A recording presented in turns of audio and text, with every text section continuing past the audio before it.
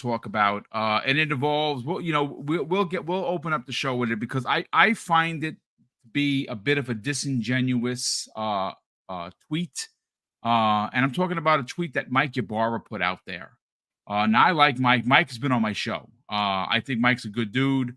Mhm. I'm of course sorry to see him go in the way and the manner that it happened. Again, I don't know anything.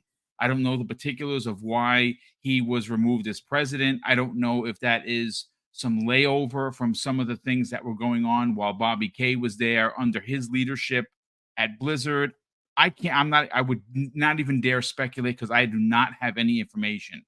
But we are going to talk about the tweet. The tweet is I'm responding to it because Special Nick from Xbox Era, who I not only really like and I consider him to be a very close friend, I respect ridiculously. And he brought up an amazing point, and I didn't know what he was talking about. And I will read you the tweet verbatim because I got to be honest with you. It's a bit of a head scratcher for me when you consider that games are already $70, right? If Sony had it their way, they would be $80 to $100. If 2K had it their way, they would be $150 games for, let's say, like the next Grand Theft Auto. Folks, here, listen, I'm here to tell you, please don't advocate to pay these people more. They are making bank, all of them, not just Microsoft, not just Sony. Yeah, sure, they've had some down times, but the reality is they're making money. And we don't need to give them any more than we already are. Please don't advocate for that because all you're going to do is look like a knucklehead. Do not say that the billion and trillion dollar corporations need more money. We don't do that. So what am I talking about? Well, here it is. Now, I want to read Mike Ybarra's tweet, and then I will, of course, read Special Nick's, how he responded, and then we'll respond because I think there's a conversation to be had. Now, this is one of those kind of topics that you're probably not going to hear on any other show, but I pride myself in trying to get the conversation moving when I think something is important. I think this is an important one.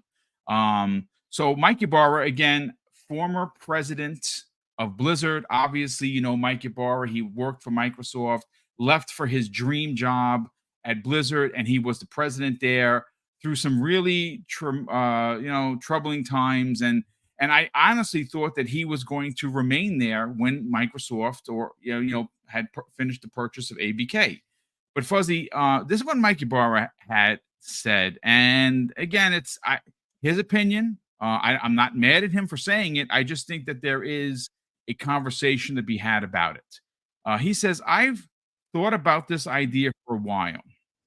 As a player, since I've been diving into single player games lately, when I beat a game, there are some that just leave me in awe of how amazing the experience was. And at the end of the game, I often thought, I wish I could give these folks another $10 or $20 because it was worth more than my initial $70, and they didn't try to nickel and dime me every second. Now, I know he ain't talking about PlayStation because if you want to play a better version of, let's say, God of War, you got to pay $10 for the upgrade. So he ain't talking about them because he must be talking about Microsoft because Microsoft is the only company that does these upgrades for free, i.e., the Fallout 4 4K upgrade that's coming on the 25th. But let me continue. He goes on to say this, Fuzzy. Games like Horizon Zero Dawn, God of War, Red Dead Redemption 2, and Baldur's Gate 3, Elden Ring, etc. I know $70 is already a lot, but it's an option at the end of the game I wish I had at times. Some games are that special. I know most will dislike the idea. Yes, I do. By the way, I realize we are tired of tipping in everything else, but I view this as different from a pressure to tip type of scenario many faces given feedback on. So here, I mean, look, I 1,000% disagree. I think $70 games are already expensive. I think that microtransactions in some of these games, like for instance, not a problem for me because I don't have to buy them, but something like a Dragon's Dogma, right? they're not egregious. They're an option, but I Mhm. think that it's an option that's there. They don't need any more of our money. I don't give a shit how great the single player game is. I bought your game. You budgeted your development for the game, and if the game is that good, it's going to sell a lot, and that's how you're going to make your money back, right? You're going to make your money back on the software. Yeah. Well, Nick responded, and I want to read what he had to say. He says, obscenely wealthy man and former executive of major video game publishers thinks it would be cool if we would voluntarily tip major video game publishers for a single player video game we really enjoy, even though the devs who actually made it will not get a cent. LOL. Okay, mate. And that is really where we come to the crux of the conversation there, because at what point do we honestly think, folks, raise your hand. Hello, anybody in the classroom? Raise your hand to think that the devs would get a nickel or a penny or a quarter of that money. That would go all to publishers. And you know what they'd do? They'd buy another Lambo, or they'd go on a very excited, half a year vacation where people are serving them hand and foot. No, no, I am not doing that. I think that is an awful idea. And I get it. I'm not mad at him for having it, but I want to have that conversation. Let's talk about it. Yeah. I don't see. I used to be big as far as for tipping, but like I've had, especially after retirement, every dollar counts kind of Yeah, thing. you count the dollars, because we don't do overtime anymore, right? Right. So things like if the people working there are getting a actual salary and not like a tippable salary, like if you're a server at a restaurant and they're only usually making like $2 or $3 an hour, although I would like to see restaurants pay an actual, comparable wage for the work that they are doing there. But like if you're working at Dunkin' Donuts and you're making the normal minimum wage or the normal hourly, I'm sorry, after retirement, I'm not tipping you anymore. I know that probably, ruffles a few feathers. Although if I'm getting like 3 dozen donuts, yeah, I might drop a couple of dollars or maybe a 5 in the tip jar. But outside of that, because you're getting hourly, I'm not, giving anything extra. Now, when I go to a movie, if I enjoy the movie, enjoy the popcorn, which they already rake you over the coals for the popcorn and the candy and all that, and the soda being like $5 for what I jokingly call a bucket of soda, but it's like a large soda for the most part. But I'm not leaving like an extra $5 at the movie booth or something like that afterwards. Like I get the sentiment that he has, but if this was an indie game and they were self-published, like almost like if you were in the time frame of the Ouya, where it was mainly mobile games, but it was like an indie dev publishing a game on an open source store.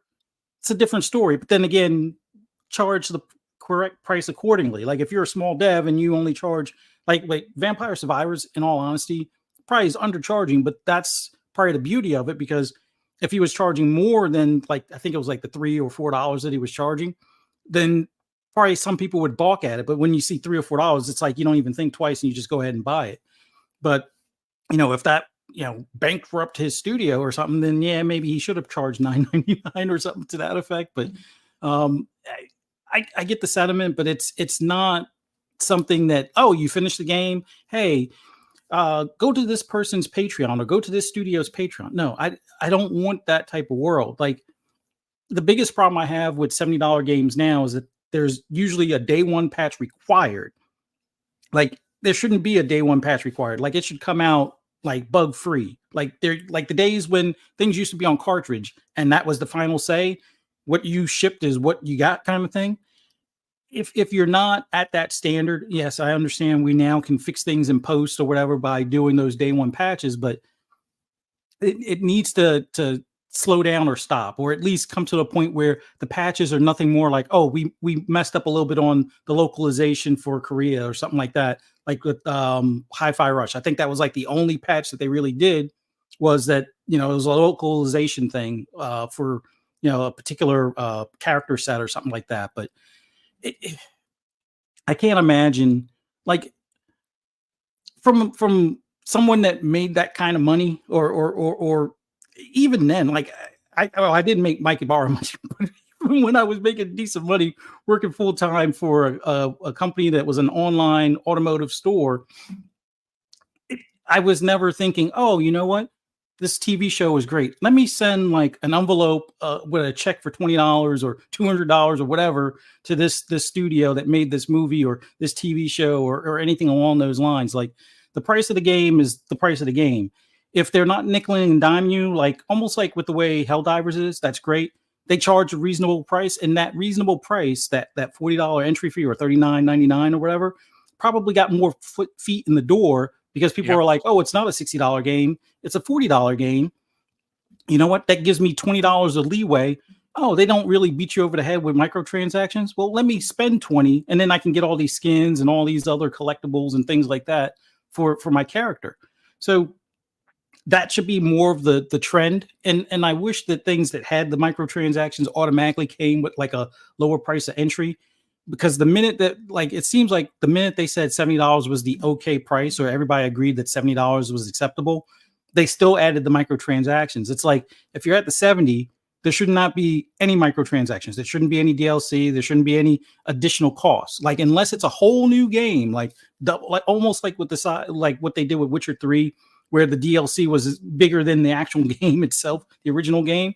Yeah, I could see them charging for that. But if the game is like, oh, it's an island for like the Hot Wheels island, like, honestly, at 70, I don't feel that that's really worth the separate fee. But, you know, because it's in Game Pass, I just pay the upgrade fee. So that's it for that. But, and then I wind up buying the full version like the following holiday because it's like 50% off or better type of deal. But I just don't like the idea behind putting this out in the open for the gaming space, because, like I said, everybody was, well, not everybody, but a lot of people were accepting of this $70. And we've even had a few knuckleheads like, oh, I'm fine with paying 80 or 90. Now, I understand some people saying 80 or 90 were also not calculating US dollars.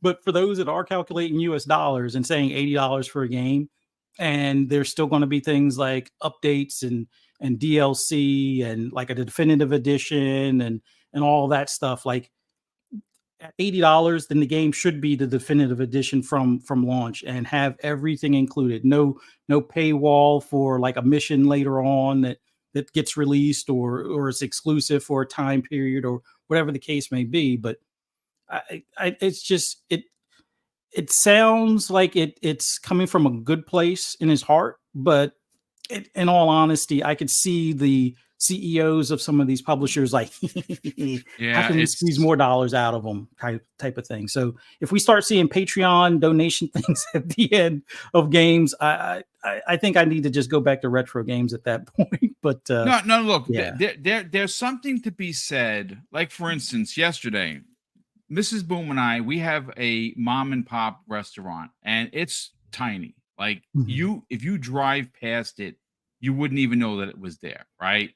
And we pride ourselves of, supporting local, right? Supporting the little guy. We're a little channel, right? So we try to use what big shoes that we have to help other small channels, right? That's the groundwork of our channel. Yesterday here in New Rochelle, it was piss and rain, and we didn't feel like cooking, but we wanted to support the. We order from them maybe 2 times a week, sometimes 3, because their restaurant is phenomenal, but they're very small. So we kind of like to think that we're helping. So we obviously had it delivered, and instead of giving the normal tip, we gave double it because it was piss and rain outside. We didn't have to go out, but because someone was coming to bring it to us, we said we doubled the tip. But that's that's the kind of people we are. This is madness. Yeah. This is and check this out. Crazy G14, who's been a channel member for 8 months, and brother, that's very kind of you to keep supporting the channel like that. I really appreciate it. He says, "Hey, Mr. Boom and Fuzzy, happy Friday. Star Wars Outlaws is $199 or pounds on the Xbox UK store. Prices are just getting out of hand." And think about that for a second. Like, if I wouldn't mind buying a $200 edition if I have a statue that I can put in front of me. like for that's well made. That doesn't look like a glob of painted plastic. You know what I'm saying? Yeah. $200. First of all, what that should do for everyone is move you over to Ubisoft Plus. Go pay for that, because you're going to get the maximum edition of this game for $17.99 a month. I've gotten my money's worth since. I'm still subscribed. I enjoy it. And FYI, if you didn't know, they do have that available for Xbox. You can pay your $18 and you get everything. And when a new game comes out, you look for it and it says, downloadable, and it's the maximum gold edition that's normally $100 or more. This Star Wars edition is going to be a part of that. So I would not buy that $200. Are you kidding me? Even if I had the money, I wouldn't do it. But look, like I said, this isn't an attack on Mike. He's entitled to his opinion. I just think that, and someone actually had said something. Let me see if I could find it over here. Who is Allie Thompson? Says this.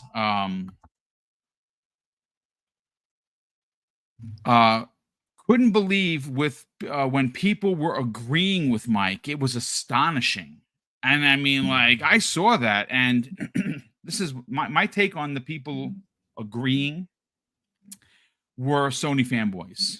And these are the same Sony fanboys that said, hey, the God of War next, I'll pay $100 because a game of that stature is worth the money. You are nuts if you are willing to pay $100 for a single player game. And you know something? The reason why they're going to move to $100 because fans like that are telling that it's okay. You are literally telling the billion-dollar corporations that it's okay to charge you more. Like, okay, if you got it like that, good on you, but don't speak for me. Don't speak for Fuzzy. And speaking of speaking, hey, Umbra, what's going on, brother? Thanks so much for joining us on short notice. We super appreciate it, man. How you feeling? Unforgettable. I'm sorry. I'm feeling great. What up, Fuzzy? What's up, Boom? What's up? What's up, chat family? Listen, man, I'm so hyped over this Fallout situation. I'm like, I've spoken into life. I said, I'm gonna ask Boom if I could join his show. I look at my DM. He's like, hey, you want to jump on in? I'm like, hey, well, look at God. Oh yeah, I'm hyped, man. I'm feeling very vault boyish right now, dude. There's a lot to get excited about. I mean, again, I was going to start the show with some smoke for them because I was like, this is a missed opportunity. But the 4K update, the free update for PlayStation 5, for a PS4, for Xbox One, for Series X and S, free across the board. And there's a bunch of giveaways, which we're going to talk about. They have a Vault 33 edition that you can download from your Game Pass Ultimate perks. There is some really cool stuff happening, but glad to have you here, brother. Thank you. Oh man, it's my pleasure. Great to be here with you too, of course, always. So I wanna bring this to your doorstep because this wasn't on the docket, but it's I don't know if you got a chance to hear Mike Ybarra. Obviously you know who Mike Ybarra is. Mm-hmm. He put out a tweet yesterday that really got a lot of traction, both for the negative aspect of it and for some the positive aspect of it, because I mean I personally don't see positivity in it, but it's not because I don't like Mike. I think Mike's a really good stand-up dude. I just disagree. Umbra, he said this: I've thought about this for a while as a player since I've been diving into single player games recently. When I beat a game, there are some that just leave me in awe on how amazing the experience was. At the end of the game, I often thought, I wish I could give these folks another $10 or $20 because it was worth more than my initial $70, and that they didn't try to nickel and dime me every second.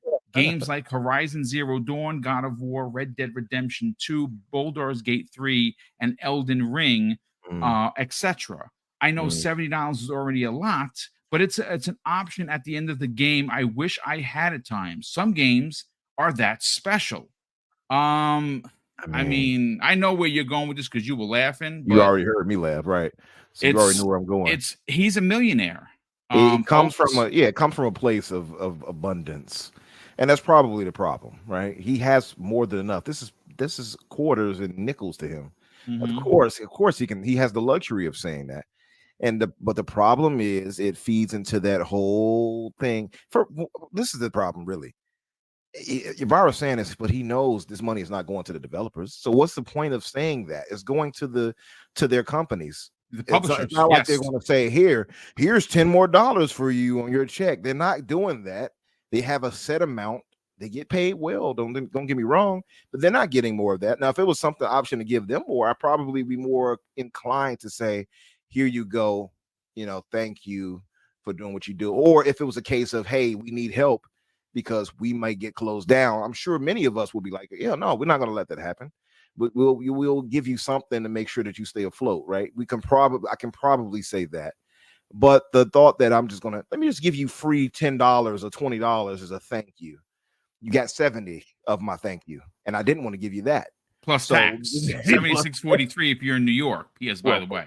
To be fair, it's 40 something for my half because I told you I ain't paying 70. But you get what I'm saying. Like, it's like, come on now. Speaking of which, I got to get my other cut half from Stellar Blade from my nephew. Anyway, getting back on track. My whole point is just like I get what he's saying, and I think it's noble. Don't get me wrong, but it comes from a place of abundance, and that's the problem. And I think he kind of said it haphazardly without really contemplating on how that works. And I mean, he said, I get 70 is a lot already. Okay, then, brother, that probably should have been the end of your thought process once you came to that conclusion, I would say, because then you realize then if you're asking for us to give more than 70 now let's be real here too.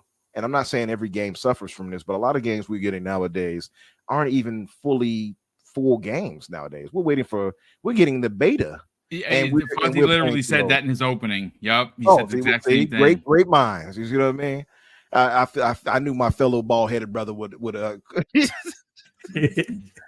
but my thing is, it's just we're already paying a premium, and we're not even getting a full release a lot of times from these games, and we have to wait for, they're going to nickel and dime us with DLCs and what's the other one,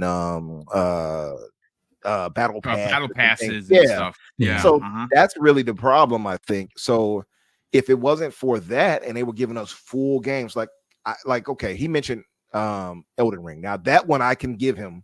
I wouldn't say I'd give them more money, but I can definitely understand that argument because they gave you a full game, no MTX, nothing stupid or shady. Here's your full 200+ hour or whatever, how much you're willing to put into it, well-made, fully developed game.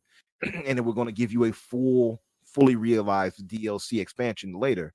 Yeah, they deserve all the money they get now, but I'm not saying I'm going to give them like, here's the tip.